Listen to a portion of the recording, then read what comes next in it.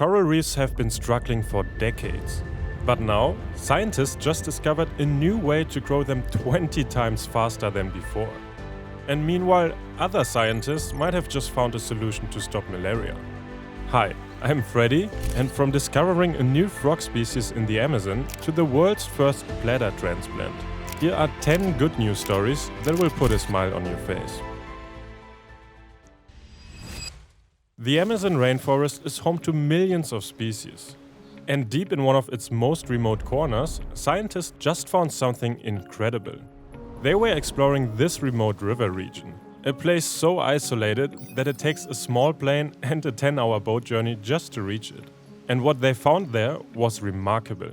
A tiny poison dart frog with copper-colored legs and sky blue stripes running down its back. This tiny frog is no bigger than your thumb. The colors were so striking that lead researcher Esteban Diego Koch and his team named it Ranitomia etherea, which literally means heavenly. And I probably mispronounced that. Anyways, this incredible discovery is the first new poison dart frog species found in over 13 years. And Koch believes this is just the beginning. He hopes that his work will create more interest in the region and provide important information for its protection. Now, from discovering new species in the Amazon, let's take a look at saving existing ones with fake birds. An entire bird colony abandoned. Thousands of seabirds forced to flee their home because of a predator attack. That's exactly what happened to Cape Gannet on this island in South Africa back in 2005. Seals invaded their breeding grounds and attacked so many birds that the entire population just left. The island sat empty, but conservationists were not giving up. They tried something quite unique and placed fake birds around the island to convince the real birds that it was safe to come back again. And it actually worked. Fast forward to this year and Bird Island just hit a major milestone. The Cape Gannet population reached 45,000 individuals, the highest number in over 19 years. That's not just a local breeding success. Gannets from other colonies are now actually choosing Bird Island as their new home, which means they see it as the safest place to raise their families. Okay, and here's another unique story showing that scientists are getting more creative with conservation. Everyone knows coral reefs are struggling. That's why many brilliant people around the world are searching for solutions. And there's one big problem that's been giving scientists a headache for decades. Even when they were able to restore a coral reef, baby corals just wouldn't move in. And that's because these tiny creatures are super picky about where they settle down. And once they attach somewhere, they are stuck there for life. The problem? The damaged reefs literally don't have the right smell. So, researchers at UC San Diego got creative. They developed a gel that gives off chemical signals that basically tell the baby corals, hey, this is a great spot to settle down. And the results are pretty impressive. This gel was 20 times more effective at getting coral babies to settle down compared to regular surfaces. This could bring real hope for coral restoration around the world. And speaking of new life, here's a breakthrough that's helping new parents. For new parents, there's one question that haunts every feeding session. Is my baby getting enough milk? And honestly, there's no good way to find out. The only option is weighing babies before and after feeding. But it's a pain and rarely gets done, because, well, babies don't exactly sit still. Now, scientists at Northwestern University have cracked this problem with something pretty incredible. A soft, wireless device that wraps around the breast and tracks milk flow in real time. And here's how it works. The device sends a tiny and totally safe electrical signal through the breast. As the milk flows to the baby, that signal changes. And the device uses that change to figure out exactly how much milk the baby drank. When tested on 12 breastfeeding mothers over 17 weeks, this technology proved to be highly accurate. The data streams wirelessly to a smartphone, giving parents real-time feedback during every feeding session. According to the lead researcher John Rogers, figuring out exactly how much milk babies are getting has always been tricky. This could be a game changer for babies in NICUs, where precise nutrition tracking is critical for their survival. So, technology is solving problems for new parents. But what about simple solutions for the rest of us? What if I told you that something as basic as walking could reduce your risk of developing 13 different types of cancer? A massive study from NIH and Oxford University tracked over 85,000 people for nearly 6 years and found something pretty amazing. The more steps you take, the lower your risk of cancer gets. Using 5,000 steps a day as a starting point, people who walked 7,000 steps a day had an 11% lower risk of cancer, and those who reached 9,000 steps saw a 16% lower risk. And the best part? Speed doesn't matter.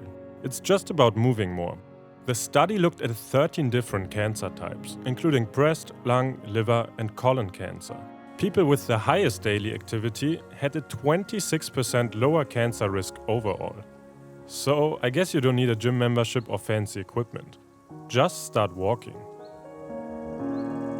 But sometimes, unfortunately, walking isn't enough.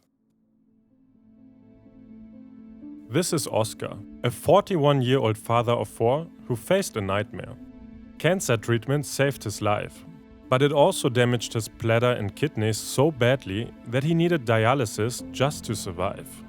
And that's when 2 California surgeons stepped in with something that's never been done before. Dr. Gill from USC and Dr. Nassiri from UCLA just pulled off the world's first successful bladder transplant. 4 years of development led to this breakthrough moment. And it worked. Oscar is now off dialysis and living a normal life again. He can go out, spend time with his family, and isn't tied to the hospital for regular treatments. This breakthrough changes everything, meaning bladders could now be transplanted just like any other life-saving organ. While transplants are saving individual lives, here's a new approach that could protect millions. Malaria kills nearly 600,000 people every year, mostly children. The disease spreads when female mosquitoes bite you after being infected with malaria parasites. For decades, our strategy has been simple. Kill the mosquitoes with chemicals and treated bed nets. But there's a problem. Mosquitoes are getting resistant to these chemicals, so they are not dying like they used to. Now, researchers at Harvard University have come up with something completely different. Instead of killing the mosquitoes, they are curing them of malaria. A team led by this doctor has developed a drug cocktail that kills 100% of malaria parasites when mosquitoes pick them up through their legs. The idea? Coat bed nets with these anti-malaria drugs instead of just chemicals. So, even if a mosquito survives touching the net, the malaria parasites inside the mosquito die. This way, it can't spread the disease. The drugs last for a full year on the nets, and real-world testing is currently planned in Ethiopia. So, I guess sometimes the best solution isn't to destroy your enemy, but to cure them. I hope you're enjoying this video so far, and before we get to the last 3 stories, feel free to take a moment and let me know which of the good news we should cover in more detail. In general, feel free to share your feedback in the comments. We love reading them and trying to make every video better. We've already covered some incredible medical breakthroughs, and I'm sure this next story will also put a smile on your face. In Mali, 9 kids who made medical history just turned 4 years old. Meet the Cissé Nonuplets, 5 girls and 4 boys. They are the world's only surviving Nonuplets. Back in 2021, doctors thought Halima was only carrying 7 babies. When the government flew her to Morocco for special care, they found 2 more. What started as 7 expected babies became a blessing of 9. They were born 10 weeks early, each weighing less than a kilo. And here's the incredible part. All 9 of them survived. Something no doctor had ever seen before. The family spent 19 months in Morocco getting the care they needed and then went back home to Mali. Now, 4 years later, all 9 of them are healthy and happy. And for their birthday, the family decided to celebrate in a big way. That's one incredible survival story. But here's another one that sounds absolutely insane. Tim Friede has been letting venomous snakes bite him for 25 years. His first couple of bites were incredibly painful, and after 2 cobra bites, he fell into a coma for 4 days. But still, he kept going. He's been bitten over 200 times by some of the world's deadliest snakes. His goal was to develop immunity, so his body could provide a roadmap for making better antivenoms. And it worked. Scientists used Tim's antibodies to create a cocktail that protected mice from 19 different deadly snake species. Every year, venomous snakes kill tens of thousands of people globally and disable hundreds of thousands more. Most antivenoms only work on one snake type. But this new treatment is the first universal antivenom using human antibodies, meaning it could work against multiple snake species instead of just one. The impact could be huge, especially in places like South Asia and Sub-Saharan Africa, where snake bites are a daily reality for millions of people. And for our last story, here's an innovation that could help reduce shipping emissions. Imagine a ship the size of a football field that runs completely on batteries. No diesel engine, no fuel tanks, just pure electric power. And that's exactly what this Australian boat builder developed, a 130-meter giant. This thing can carry over 2,100 passengers and 225 vehicles between Argentina and Uruguay, powered entirely by 250 tons of batteries. That's 4 times bigger than any battery system ever used on a ship. Most cargo ships still burn fossil fuels, but this could start changing that. According to the CEO, large-scale electric transport solutions are finally becoming a reality. Even if they have not yet been able to catch up with huge container ships, this is a big step in the right direction.